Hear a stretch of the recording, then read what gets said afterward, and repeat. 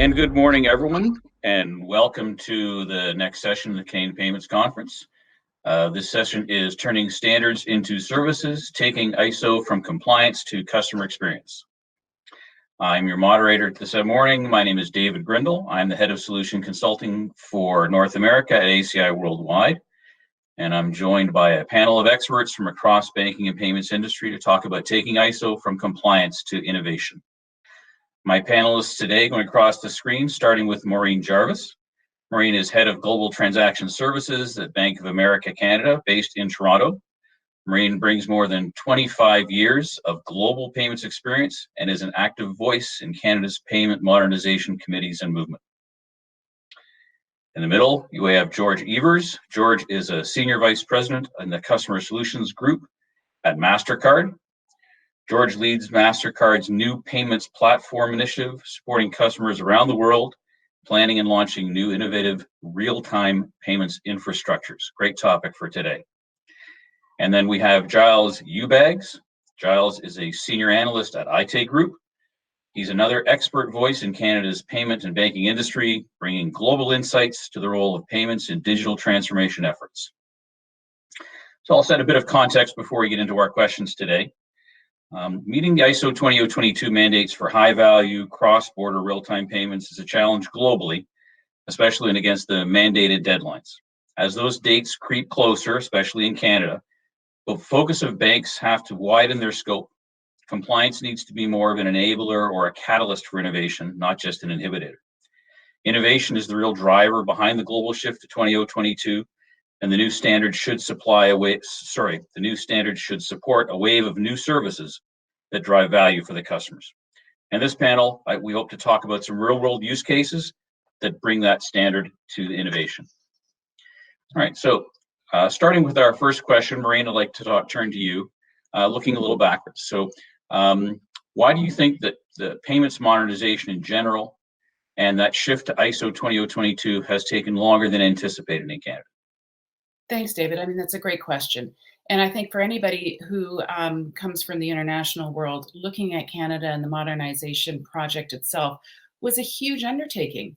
Thinking about, high value clearing system and the ACSS system since 1984. I mean, there has been a lack of modernization. And so there was an accelerated need to actually modernize across all the rails. So definitely massive undertaking.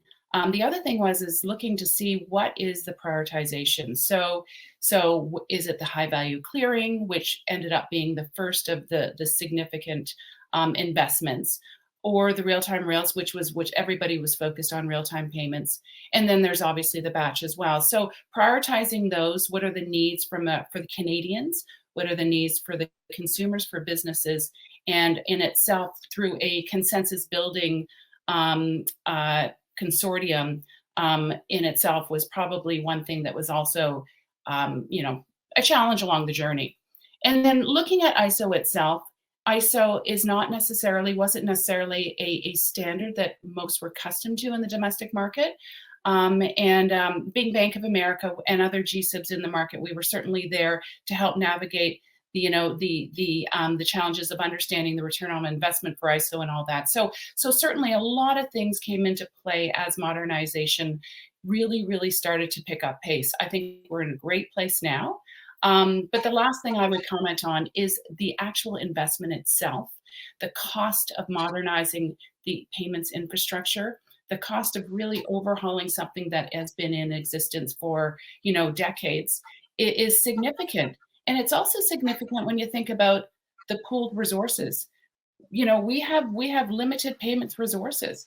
And so those resources across the banks that are working on efforts across various infrastructures can be a challenge. So look, it has been a really, really interesting journey. I think we're in a great place here in Canada now. It was a massive undertaking, and it's just great to see things start to come to fruition with Links launching later this year. It's interesting, your last point on resources.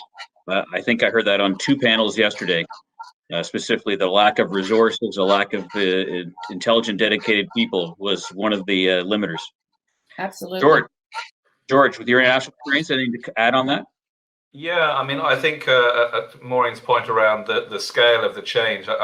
We deal with modernization programs all around the world, and what was, I think, most striking about Canada's journey was the decision to modernize, all the systems. Make a decision to, yes, you had to phase that, but the goal was to modernize all of those systems, and that is as Maureen says, a significant lift.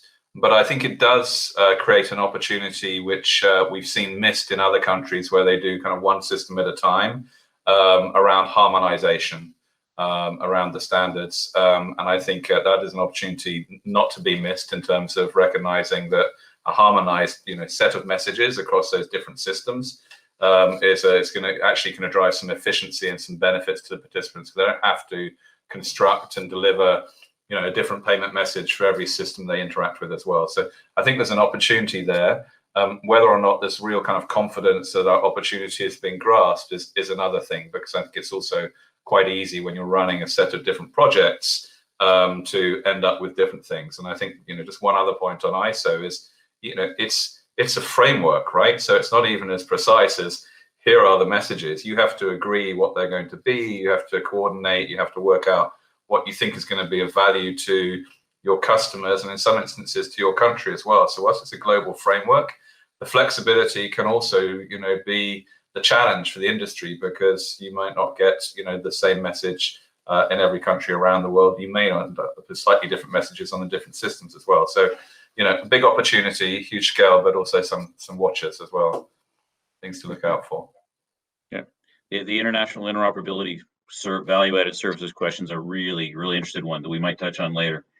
Gilles, do you have any thoughts on this one as well? I think, I find Canada is often a little bit harsh on itself, right? There's a lot of discussion about how slow it's been for payments modernization. Why isn't it fully harmonized yet? In defense of Canada, I think what's kind of been almost a challenge for the system is that it was, functional before, right? Canada had a banking system that didn't have all the bells and whistles. Perhaps it wasn't the best, the smartest, the fastest, but it was functional. It was stable. I mean, I think it's worth pointing out, look at the volumes of transactions that went through the LVTS last year, right? With everything, all the payouts going on, everything with COVID, like just a phenomenal increase in actual processing power going on there. And it worked. It was stable and it functioned. And I think the problem that Canada's had is that, because it did kind of what it needed to do, people got a little bit, perhaps just a little bit kind of complacent, perhaps is the right word, right? So, but I do think it's very positive that Canada does have quite a holistic perspective, right? I think this point of harmonization, I think, is very much a key word there, that it does still have a much broader perspective. What we've seen in so many other markets is much more of a very piecemeal solution, right? Where they'll kind of build something out for a very particular use case and one particular product. I'm thinking, for instance, of real-time and P2P payments, right? How many countries have really started there? And then they build out and they think, okay, now we'll think about what we do for, P2B payments. I think that Canada's really kind of taking those lessons on board and taking much more of okay, how do we build this up for something which is more functional, more harmonized, but I think also gives a good platform for future innovation. I think is very positive, right? In fact, ISO 20022, it's perhaps not the sexiest aspect there, but I think it's going to be critical longer term, right? I think that has a lot of big implications across payments, really as a whole. Okay, thanks, Gilles. Let's move to our next question, and Gilles, we'll stick with you for this one. Starting to move towards some of those value-added services. So what do you think can be done to help banks deliver on the value-added goals of 2022? They're making a significant investment. They want to see ROI on the investment. What can they do? What some of the concrete things they can do to turn that ISO vision into a reality? Yep. I mean, a lot of it is very much a question of perspective for the banks, right? Understandably, when these things are regulator mandated, it becomes much more of a question of it's something being done to the bank, not for the bank. When you start leveling the playing field for everyone within the industry, regulators have a slightly different perspective of what they want compared to what a bank wants. Everyone wants a good, stable, modern system that helps customers.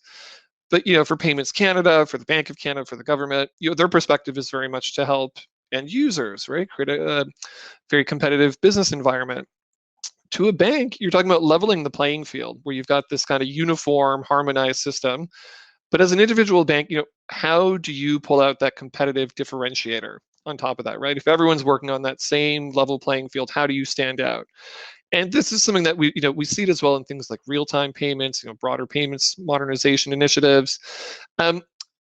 It does become a bit of a challenge for individual banks when they look at the use case, right? It's at the moment they're probably still operating a bit too much on just, okay, we need to do this for compliance purposes, but they need to think about their individual business needs, right? They need to take a little bit of a Gordon Gekko Wall Street perspective, right? And just look at it from a greed is good. I mean, when we have these conversations, it tends to go very, very kind of altruistic, very positive. We're going to help the market and create this great utopia. But banks need to think a little bit of, okay, what about us? How do we do better within this environment? And really, it's a question of just looking at what are some of the use cases for ISO 20022 and building upon those, right? So you think of things like, reconciliation, right? Straight through processing, pricing efficiencies, right? Lower end costs, driving up volumes of transactions. Checks still account for a huge volume of payments today, right? Moving that into something which is much more, not just faster, but more interoperable with other payment systems, with other back office systems, has huge potential benefits for banks of all sizes.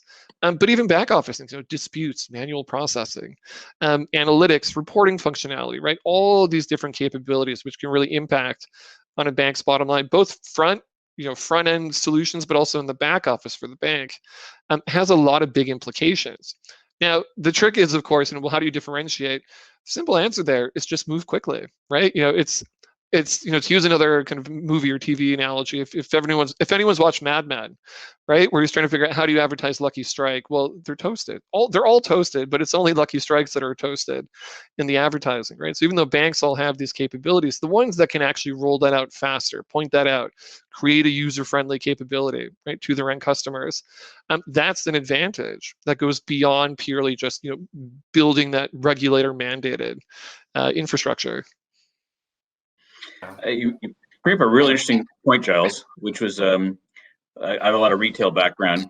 There's a real parallel to Interac in the 90s when it put the IMN and the debit card infrastructure down. Mm-hmm. The banks got together. There was a common infrastructure they agreed on where they did not compete, which drove unit pricing low. Yep. But outside of that, right down to the messages you see in a POS device are standardized.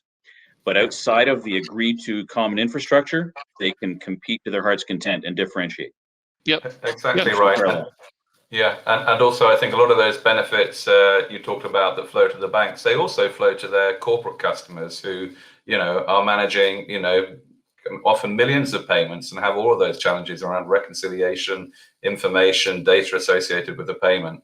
And I think that point about thinking about the benefits to those groups and being really imaginative about what you can deliver there, it is important. And I think it's an interesting kind of historical perspective. Is a lot of these ACH infrastructures, they were developed. The driver was cost efficiency, right? Okay, well look, we have to keep moving money amongst ourselves. Well, maybe we have a shared infrastructure that allows us to do that. So the driver there was cost. When they started to open them up and allow direct customer access to it. Their biggest customers probably demanded it, but then the internet came along and they thought, oh, actually, you know what? We don't have to key this payment. Someone doesn't have to key it. Still a cost driver there, but actually these days, I think the mindset needs to shift is what are the benefits that we can drive to our customers? How can we, help, manage fraud more effectively by having more data on their payment? What does it mean to us? So as I think great messages, there's been a lot of work in the US on request to pay and the use cases for that. Request to pay is a phenomenal. It seems quite mundane, but in essence, it gives the bank, it gives them insight onto, their customers who want to get paid, customers who are being asked to pay. That's insight that they've never had before. The bank account is a record of something that has happened. But now you're starting to see things that, customers want to happen. I want to be paid. I'm being asked to be paid. And there are even, there's something very mundane, like, a request for information. What is this payment about? Being able to send that across a very secure, very resilient network and know that your bank is protecting your access to it. And when you send it to another person, they're really going to get it. That, in essence, just identifying who the person is talking to you about a payment, asking about a payment, that's a really risky area for businesses. That's where fraud happens, etc. So I think these systems can be hugely powerful for the corporates you have to have the imagination to, think about those other use cases. And also, I think that point you made around Interact is, recognizing you're building a shared platform for the benefit of all your customers. And you will still compete. You'll compete on service, you might compete on price, you might compete on whatever you package up with your payment system as well. But the more you can do on that shared service, then the more you as an organization will benefit, and also the participants in the marketplace. And I just want to add on that. So if I think about the benefits, really what I think about is client education, and really bringing that client education into the market. Again, it is not and it is not a standard that clients, generally speaking, have been exposed to. The larger corporates have. We deal with a lot of large corporates, and they're all ISO enabled. But it's just understanding those standards and really the power of the standard from an end-to-end perspective. So yes, the banks are exchanging ISO formats. Really, how do we benefit that from the end user, from the sender straight through to the receiver, and really the power end-to-end on that, and the remittance and the structured remittance that go along with it. And really educating the clients to say, look, you need to future-proof your commercial payment traffic. And this is the way to go. Also working with ERPs and treasury management systems, really from that perspective, really guiding the customer as well, and the smaller customers and some of the others, the smaller software third parties that are out there today. But I think at the end of the day, like, client education is very, very key in this journey. Great, thank you, Maureen. Thank you to all of you. Let's move to our next topic. We've touched on infrastructure, and George, I'll start with you on this one. We've talked about infrastructure, the country infrastructure as well as bank internal. What are some of the infrastructure changes that Canadian institutions are contending with right now that you might have seen elsewhere? What do we need to do inside and external to the bank at an infrastructure level to help smooth their journey? So I think it's back to the points you made earlier around, the lift is non-trivial in terms of updating your systems. I think that not just considering this to be a compliance project, not working out, okay, what's the minimum we need to do to comply? Is what is the most we can get out of this project? And that then requires something that is, not always kind of 100% the DNA of the bank. Is like thinking not about itself and the impact on it, but actually thinking beyond itself and its consumers and its businesses, and primarily its businesses with these much more data-rich offerings. And then also making sure that, if you are able to transport much more data across, your shared infrastructure, what are you going to do with it? Make sure you don't, I had kind of 13 years in transaction banking. Sometimes a new standard would come along and we'd accept the new standard and then strip it off and process in, a standard from 20 years ago. So there's a thing also about making sure your systems can pass that data all the way through, as Maureen went, recognizing the value that emerges from that data being able to transport through. So there is information associated with the payment. I think thinking about that and thinking about, again, we've seen different banks take different approaches in markets. Some have done the minimum, and that's kind of been fine based on their customer base. Others have used it as a transformation opportunity for everything. New payment gateways, new payment hubs, upgrading of everything, moving to real-time processing platforms for their core accounts, etc. And there are certain markets, I know in Australia, so one of the banks that did that, and they were a third place bank, and now they're the leading. So they, those banks are the most ambitious about the infrastructure upgrades on the back of payment systems upgrades. I think are set to do the best. But there is, I think, something around how the banks coordinate and work together on what these propositions are, and recognize that for a period of time in the design of the system, you're not really competing. You are creating a system for your groups of customers to support them with, richer data, richer insight. You will start to compete when it's available.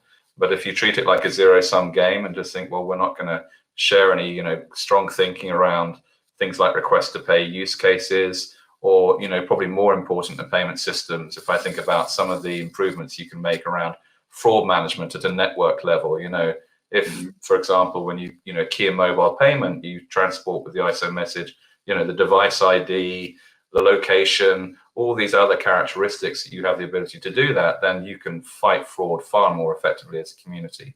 So you do have to think through the possibilities of that data, and I think you need to do that together as a group.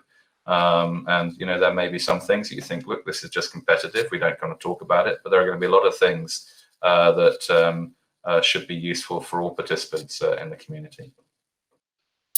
I think that I agree. Definitely the collaboration and for the good of the community. And I think that, just the decision on using the Interact rails, and I think we talked about this earlier, just using Interact as our rails for the real-time rails was really important, because we could leverage infrastructure that we had and build off of that. And they've been very, very innovative. So I think that that's going to be a very positive part of the journey.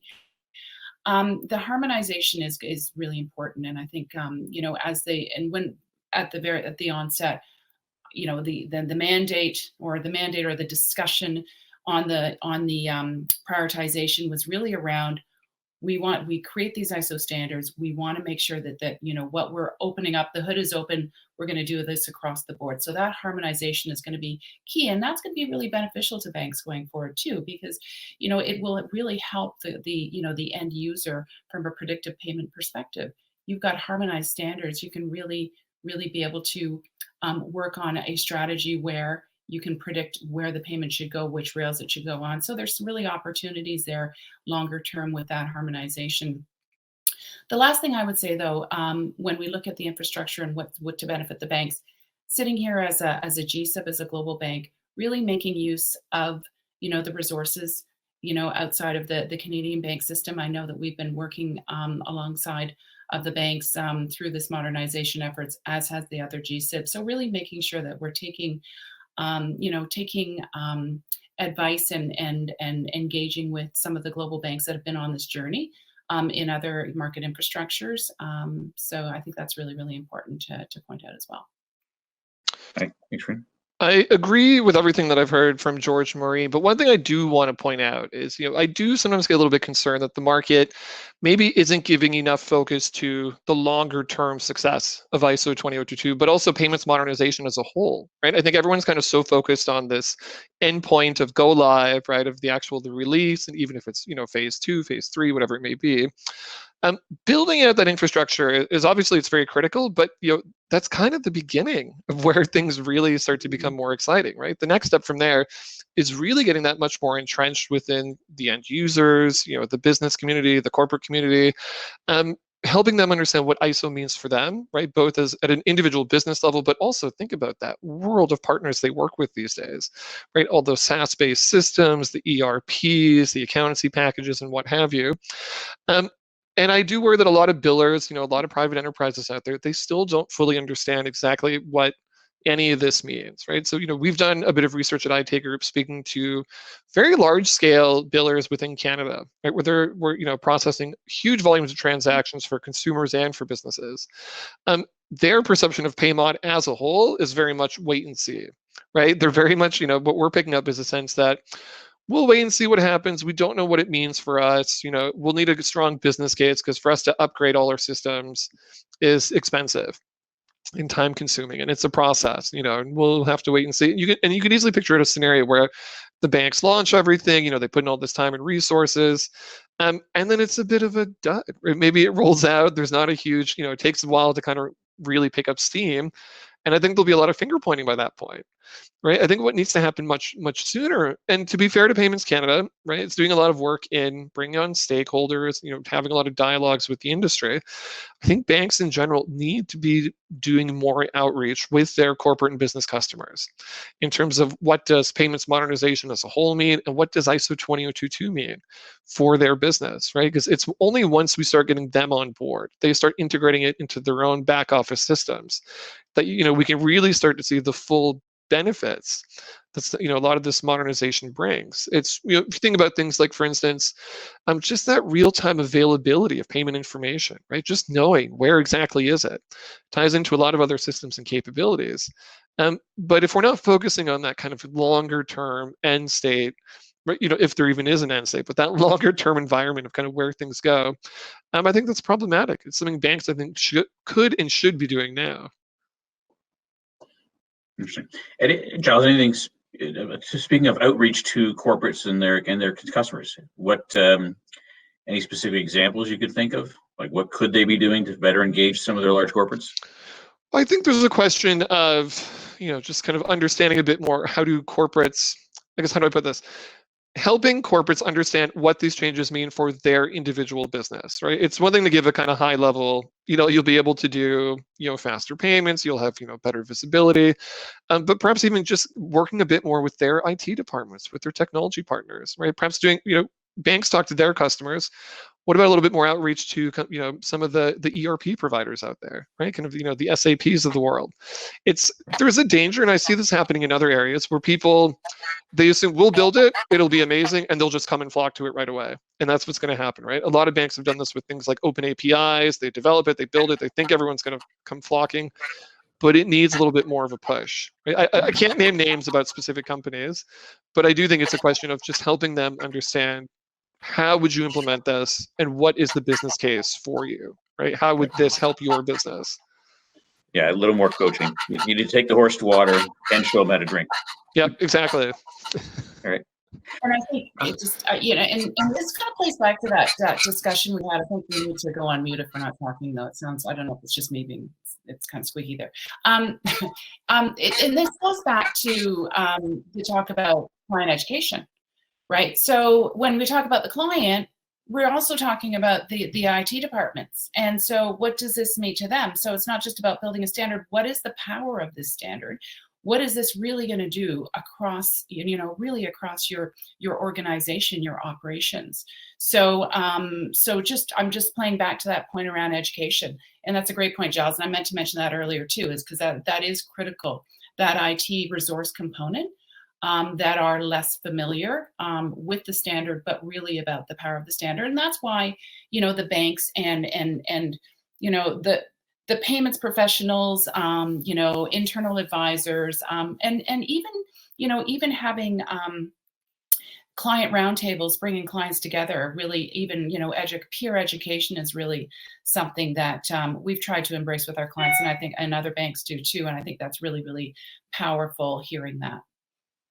All right, thanks, Maureen. I think Charles's point on the, understanding the ERP vendors. So ERP used to be, the preserve of big companies, but now I see, software as a service platforms, things like Xero, and rolling out. Now they've kind of modernized those. There is available, actually quite functionally rich systems are available to small businesses. And I think understanding how important that layer is to a business in terms of, well, this is where I do my forecasts. This is where I know, set up my purchase orders, my invoices. So therefore, this is repository of all this information.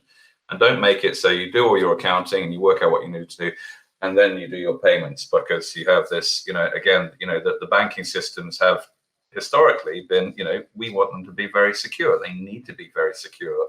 But that's also made them quite difficult to integrate into our clients' life. So, they work out who they need to pay, and then they do their payments. So I think the opportunity to integrate those systems and also alongside the clients, educate those providers, because I can tell you something, if you develop a new ISO message and it's available in the payment system, it's probably a release away and a software as a service platform, and they'll be able to do it. They say, okay, we know we can develop this message and deliver it. So you can get those messages out to very wide groups. But I think that layer of service provision into businesses of any size is really an important one to accelerate that growth, accelerate that take up, and also thinking about how you make your banking services a more integrated part of the business, which is yes, it creates kind of a security challenge and a risk challenge that you need to navigate through, but it's not impossible to do that these days. And I think that will help drive stronger uptake, stronger understanding of the use cases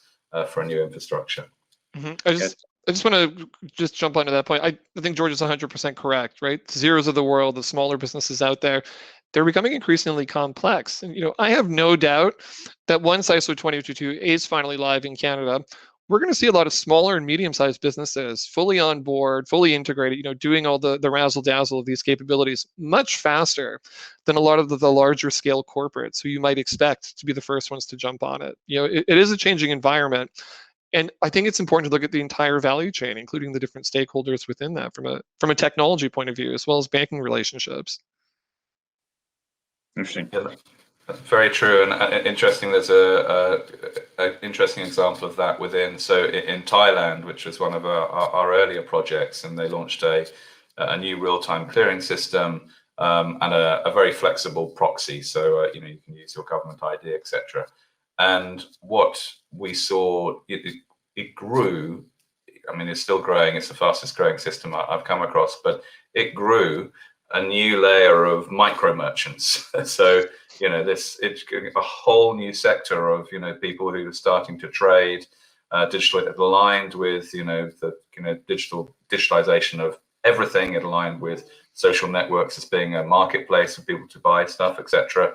And it enabled this entirely new group of customers who are now in the financial system, have digital balances, are banking with customers, etc., moving away from cash as well. So I know that's less of a challenge in terms of Canada as well. There are other paper instruments as well, but you'd be amazed at how quickly people who see benefits from new systems grab them, in terms of helping them grow their business. Mm-hmm. Let's move on to another topic, and Maureen, we'll start with you. We've spoken a lot about the modernization of the national infrastructures, but what other systems, what other applications have we not considered that we should be talking about as part of this? Maureen is frozen. All right, Gilles, why don't we throw that one to you, and we'll see if Maureen comes back. Yep, no problem. There's a lot of systems out there, right, which are, it's a cascade, right? Kind of once you start updating one thing, you update another. One thing I do want to point out, however, is what we've seen happening with the ACSS, right, which was of course on track to be modernized to the SOE. And I think it's important to point out that batch use cases are still very critical, right? And it is something that I know longer term will be switching over to ISO 20022, but I think the endpoint in sight for that is still not clear. But I think those batch payment processes are very critical. If you're going to have a harmonized system that operates as it's kind of a consistent whole, you need those capabilities in there. Now, I know there was some kind of fretting and humming and hawing over, what is the delays to the SOE, right? The settlement optimization engine. What does that mean longer term? Is it even going to happen? I do actually think there's a benefit to pushing it back. Now, as far as I'm aware, it's not officially been canceled. I think it's still in the pipeline, just kind of pushed off into the foggy distance. But what could be a potential benefit of all this, of releasing, the real-time rail, moving that to ISO 20022 before the ACSS, is it gives you a much better chance to actually see what payments move off of batch payments to real time, right? You can kind of build it then in future from much more of an environment where you're actually seeing, well, what's the reality of this, right? What does this actually look like? And I know Canada's initial approach was not quite a big bang, but close to a big bang, as close as you can get to a phased big bang sort of rollout. And I do think that kind of a little bit of a pause to see what impact the real-time rail has on batch payments, I think is beneficial. And I think that's one area where we will see, kind of what ISO 20022 means there will mean for batch payments, and how do you evolve that effectively, I think, further on. Okay. And George? Yes, I think it's a good point in terms of waiting and seeing with batch payments. I mean, our experience is that I think there's a tendency to think if a new payment system comes in, where will it take from? Which payments will migrate, etc. So I can talk about so the UK, where we have a similar structure. We have a high value system called CHAPS or RTGS platform. We have a batch system called BACS, and we have faster payments, and of course there are cards in the mix as well. And we've now had faster payments or real-time payments for almost 13 years, I think. It's still the fastest growing payment system in the UK. The batch volume is still growing. The high value system, which was probably the closest thing to a real-time system before faster payments came in, that's stabilized at around 0 to kind of 1% growth a year. So it's probably actually just being used for the things it's really meant for in terms of really high value settlement rather than I need to get a payment to someone quickly. And also we're seeing really terrific growth on cards as well. So it is, I think the more you can digitize and the more choices you have around how people can make payments, then the more they are used, because actually a batch system is sometimes it is a structured payment. It's my salary file. I don't need it all to go today. And again, just one kind of insight in terms of some of the bank's decisions around the systems.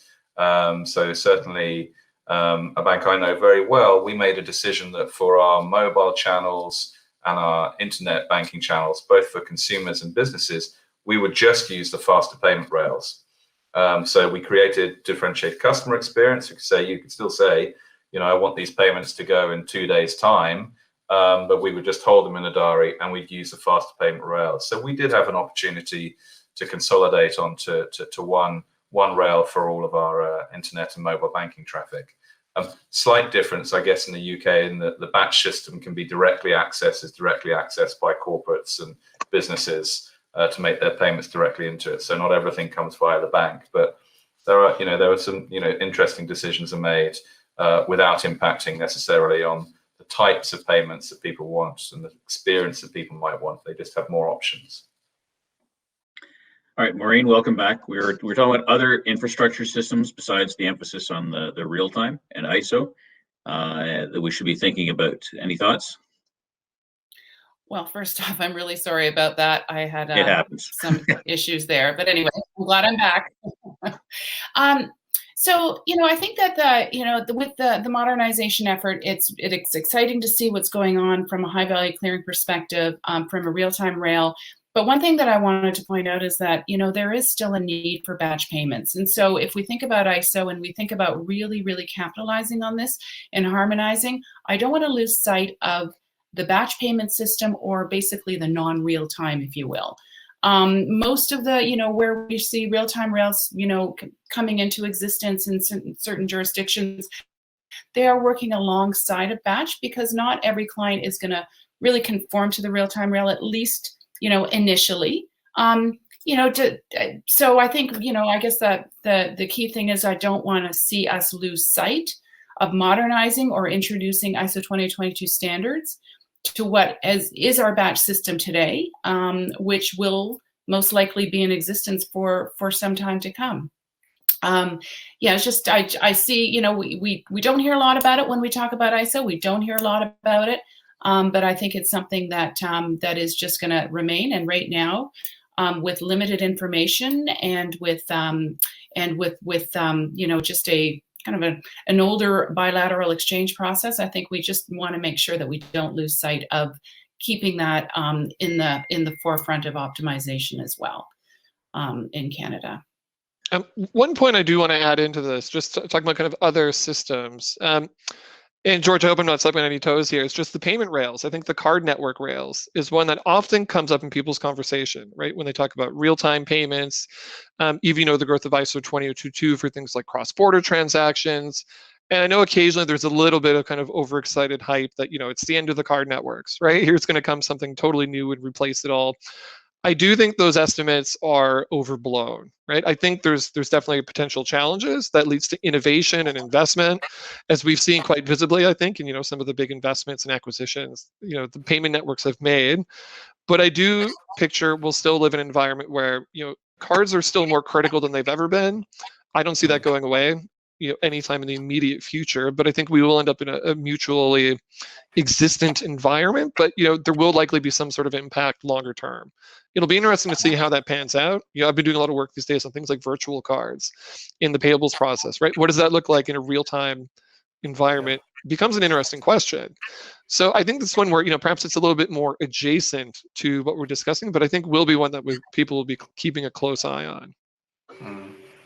Well, I respond to, we kind of are a multi-rail company, so we look after both cards and made part of the reason I'm part of Mastercard, a huge commitment to the ACH rails as well, in terms of, because my earlier points around choice and the digitization of payments and what's the appropriate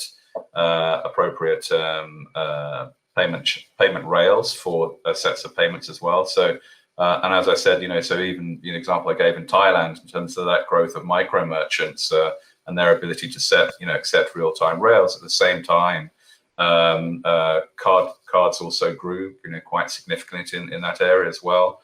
Digitizing the card process and tokenization of those card transactions is a really important innovation there as well for the growth of digital commerce. One other interesting thing is, the thing that's often forgotten about, kind of the card networks is that acceptance is really important, and the acceptance experience for people and consumers is really important.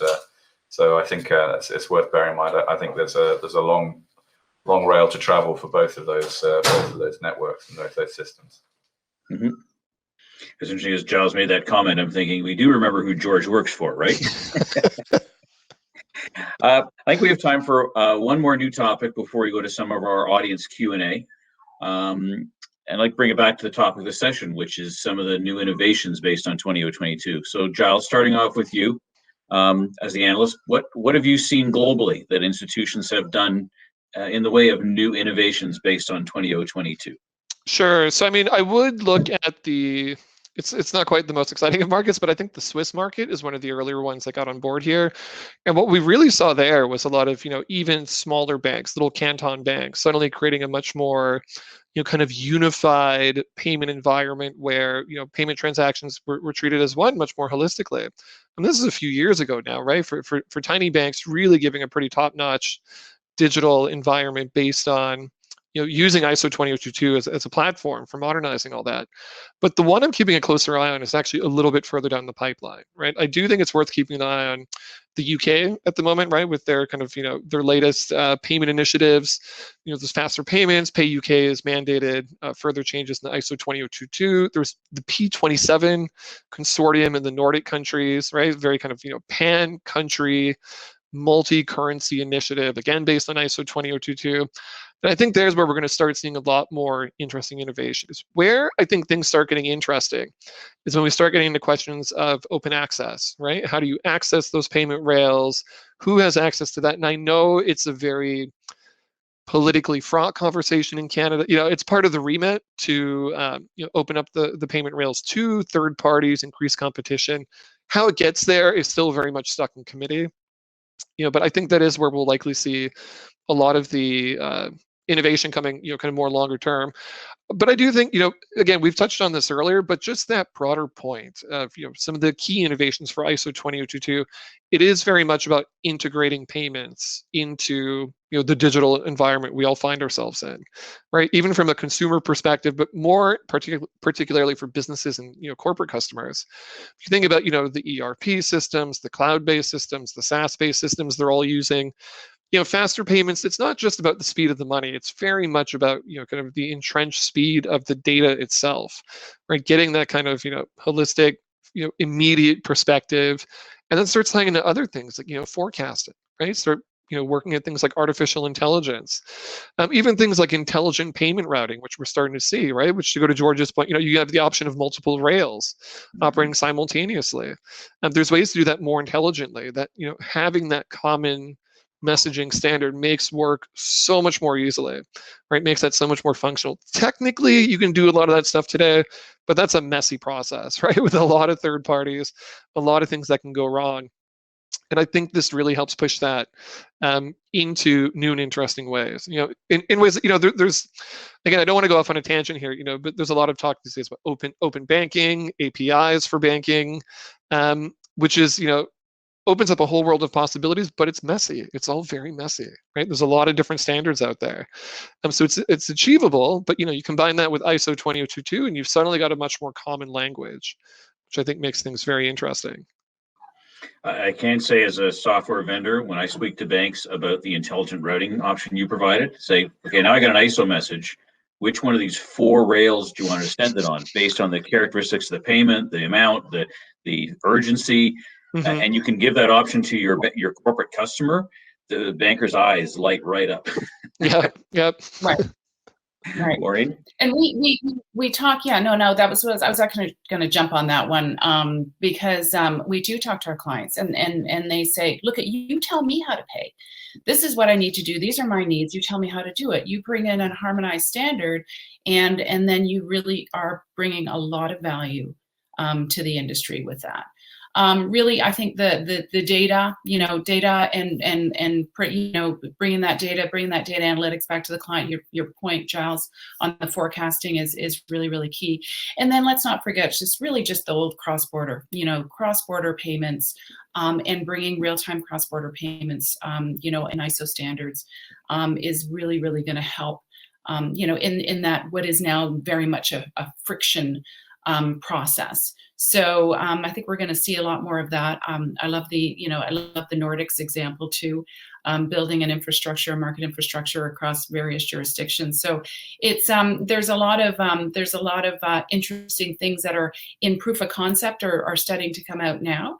But certainly, the foundation through all of that really is having those consistent standards. George, last word to you. Yeah, I just there's not a huge amount that I can add to that, so it's been covered very well. But I think the P27 project's been mentioned a couple of times. That is a multi-currency, multi-rail. It's batch and real time across 4 different countries. So I think and we have projects also in other regions around the world, in the Latin American, Caribbean as well. So I think. 2 things. One is, if entering the ISO 20022, does that mean we can connect up all these systems? And another question for me is, do we need all these systems?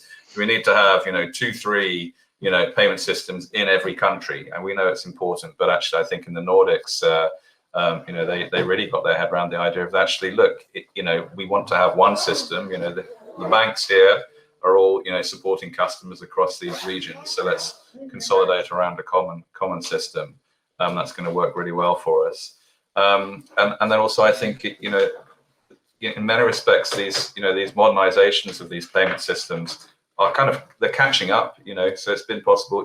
Payment systems, a lot of them were designed when actually the main constraint you were working on was the telecoms network. So what's the minimum amount of data we can get across this network? You can download an HD movie in 30 seconds now, so no longer working within those constraints as well. So don't make sure your payment system isn't one that takes all this data and then strips it off to a very small amount just because it wants to process it fast. So I think that be imaginative about what you can do with that data, how you can support your customers by transporting it safely and securely across these wonderful networks that are built. All right. Okay. Thank you all. We're up to 10-2, I think. So let's start moving to some of the questions. The first question is one I haven't actually seen before in this area. Maybe others have, and it's on exactly the data issues we just talked about. So someone has posed a question about the additional message enrichment coming into 2022.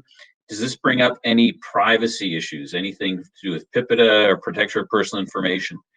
Can't say that. I think that's a new topic for me. Anyone want to take a shot at that?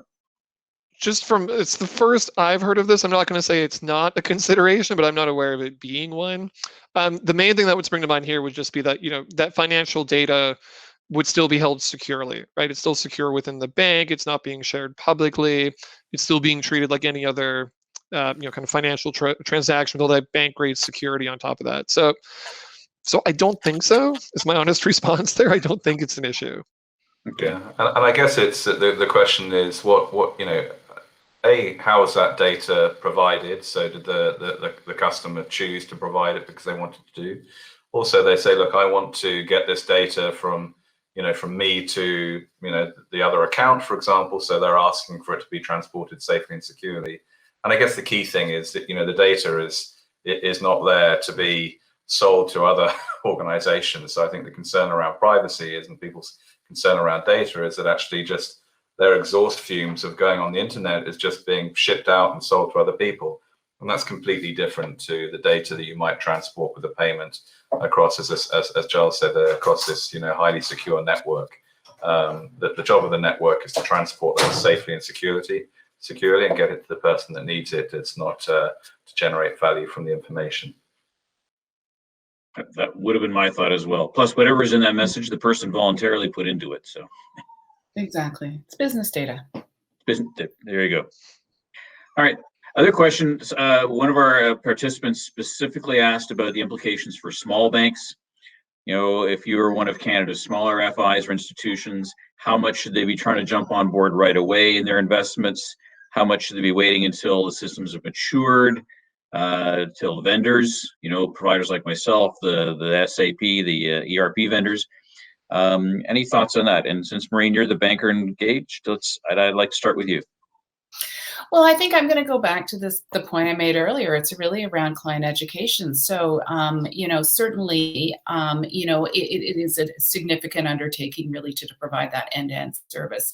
But it's really around who's your customer base, what are you educating them on, and how are you providing, you know, to them the value added from that point forward is really, you know, where that demand picks up is where you start to produce. So I think it is really about, you know, educating the client, understanding your base and where the value add is, and building on what are the best, you know, what is the best option to introduce, you know, the new standards, would be my point.